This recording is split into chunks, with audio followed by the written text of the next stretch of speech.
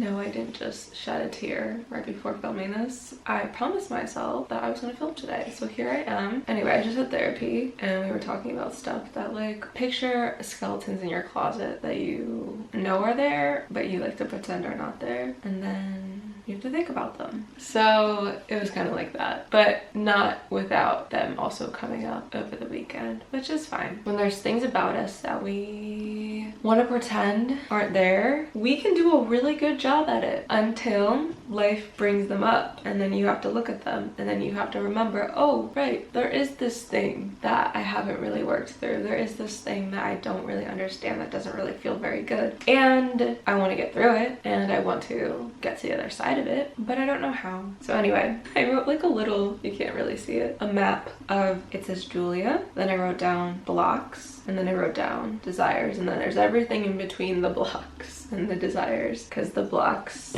kind of keep you from your desires in a sense. So yeah, let's talk about how you can have all these things that you want, but if you have blocks, even if you're not aware of them, it's going to make it a lot more difficult to get what you desire. And even if you do get what you desire, you might not be able to enjoy it if you still have to deal with all the like thoughts and emotions around the things that you have blocks with. Hi, I'm Julia. Welcome back to my channel, or welcome to my channel if you're new here. This video is going to be whatever it ends up being. But basically, I kind of realized, well no, I've known this. I realized I have a few blocks, we'll just call it that. But it's basically just like beliefs and thoughts and emotions around certain things in my life that keep me really disconnected from what I desire. And some of the main things I desire is to really have that inner peace, to feel connected to people, to feel connected to earth, to feel connected to the moment, literally. And these blocks or beliefs or whatever they are really hold me back because I let them. And I'm not really sure how to move through them. So this is not like a how-to video or anything. This is just like a video diary. I'm just sharing my experience, and if you can relate, you can relate, and if not, that's okay too. But basically what I'm realizing is I think I have to go through almost like a purging process to get rid of these old beliefs that aren't serving me and replace them with new ones. And so to do that, I think I have to open the metaphorical closet and take out the skeletons and see them for what they are. Because you can clean your room on a surface level and shove everything in boxes, shove everything under your bed, shove everything into your closet, and it can look pretty clean, sort of like how my life is. I feel like my life looks pretty clean on the outside. Actually, my room, this is not even a metaphor, this is actually how my room looks. And I think, ironically, your space also can dictate your mind, and so it looks pretty surface level clean. Like, we have some extra stuff going on over there, we have some extra stuff behind you, but for the most part there's not too much going on. I have some boxes hidden over there, I have some paper on the ground, but like for the most part that's easy. I can open the boxes, I can throw away the paper, I can move things around and, you know, make it look perfect. And there's still a bunch of junk in my closet. There's still stuff in my bins and my drawers that's just piled and buried and stacked that I don't want to deal with. And whenever I get something that I don't want to deal with, I just throw it in there so I don't have to look at it, I don't have to deal with it. It's gone. But it's not. It's still there. It's still within. It's still inside of me. It's still in my mind. It's still in my body. And unless I deal with the root cause, then things aren't going to be so clean. My room is not going to be actually clean. It's going to be surface level clean. And we can avoid the stuff in the closet for a while, but then eventually, you know, it fills up so much that you can't shut the door anymore. Or maybe things happen in your life and you move. You got to clean out the closet when you move. So I say all that to say, it is a metaphor, but it is also like real life. If we don't deal with what is really going on within, it's gonna dictate into our external world in some shape or form. Your external world can look pretty decent and you can still be pretty unhappy. Because if you look around at your external world and it's like, it's just mildly okay, but you're not really experiencing everything you want to experience, then there's something within you that is stopping you from that, like there is with me. And so really I want to experience deep connections with people. I want to experience things like sitting on grass. I want to experience things like wearing a short dress and not caring if my bare legs touch a public chair. But I can't do any of that if I don't deal with the beliefs that are stopping me from doing all of that. And that starts with me accepting that I have them, and accepting that there's gonna be tough emotions that I'm gonna have to feel, and that I can't keep disconnecting and running from them and avoiding them if I actually want to heal this. I told my friend Zach the other day, I was like, man, what I would give just to have inner peace without all these extra layers of belief systems that don't serve me. And he looked at me and was like, that's not true. You wouldn't give anything to do that, or else you would do that. And I was like, oh,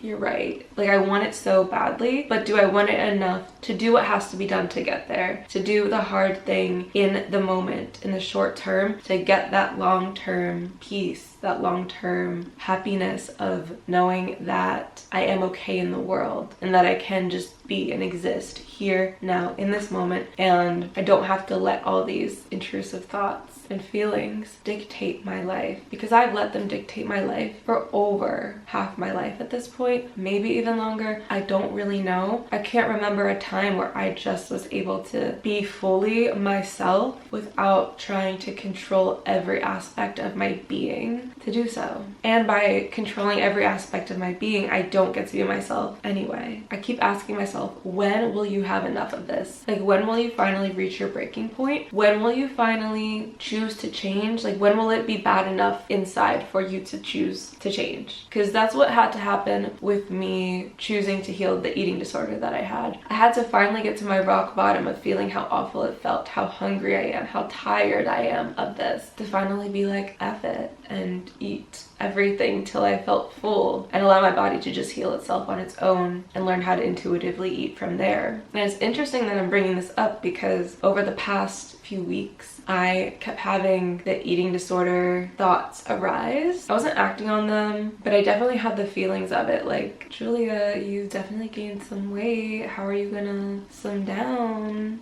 Should you really be eating that? And then it was like, I know you. I've dealt with you. I don't know why you're back, and I'm not going to feed into it. And then I ended up getting triggered by something else that like caused me to lose my appetite. So did I fully work through it? I don't know. I mean, my appetite I think is back today, but it was definitely off yesterday, and I accepted that because that will happen to me sometimes. And that's just like, I know I'll never go back to the disordered eating because I choose not to, and I have worked through that. And there'll be times where the thoughts and the emotions will come up, and I hope that one day I can get to a point within me or everything that is like that I allow to control me, like the OCD and disconnecting from myself, my body, my thoughts, my emotions. Sometimes, yes, I do think you have to disconnect for certain things, but I've made a huge habit of doing that, and it's turned into a coping strategy to avoid life. But like, I'm disconnecting during things I don't want to disconnect in, and that's not healthy. That's not a way to live. It's on me to figure out how to be here, to be in the moment, to be present, to accept what is right now, whether it feels good or not, just to accept it and allow it to be here, because every moment is always changing and fleeting, and you're not going to be stuck in an awful feeling forever, although it feels like you will. That's why I don't like to go to those places, because I know how much it hurts.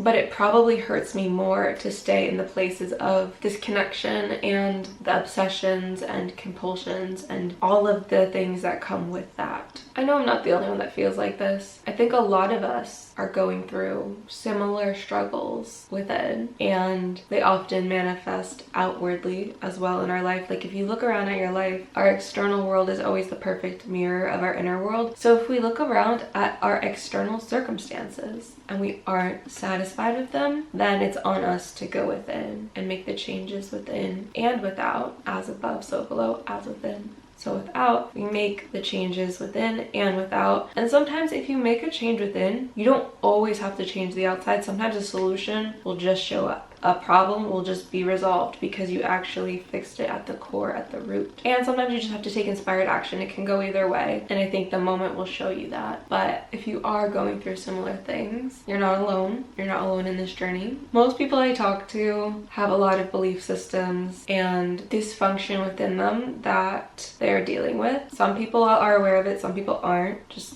depends on the person. I think the more you get triggered and the more you allow yourself to sit in it before reacting, the more you'll realize what it is. At least that's what happens with me. And then there's some stuff that you just deal with on a regular basis where it's like, oh, that's very obvious that I am being dysfunctional here. I'm experiencing all these intrusive thoughts and emotions. That's another sign of a dysfunctional belief system. And then there are the rare people who either worked through it or just don't really deal with it. But I've only met maybe like one person like that, and even then, you don't know what you don't know, so they probably have some stuff going on within them that they need to work on that maybe other people can pick up that they can't. Who knows? I don't know. I'm not them. But I think it's a lot more rare to meet somebody who is completely integrated into their body, mind, emotions, and functions pretty darn well in the world. I don't think anyone is fully perfect in that sense, but I think there are some people who function better than others, that's for sure. And there are people who function worse than others. Like, I'm sure there's people out there who have way more belief systems that they need to work through than I do. And neither is better or worse, it's just what is. It's just a part of our existence currently, and I think they're there for a reason. I don't want to say it gives us something to entertain ourselves with, but I think it gives us something to work through, something to challenge us. Even if it really is painful, even if it's a painful challenge, it's still something that we get to experience and learn from, and maybe even be better for it. Maybe we can help some people with what we learn through healing ourselves and going through our stuff. At least that's what I like to tell myself to feel better about it all, but who really knows? I don't know.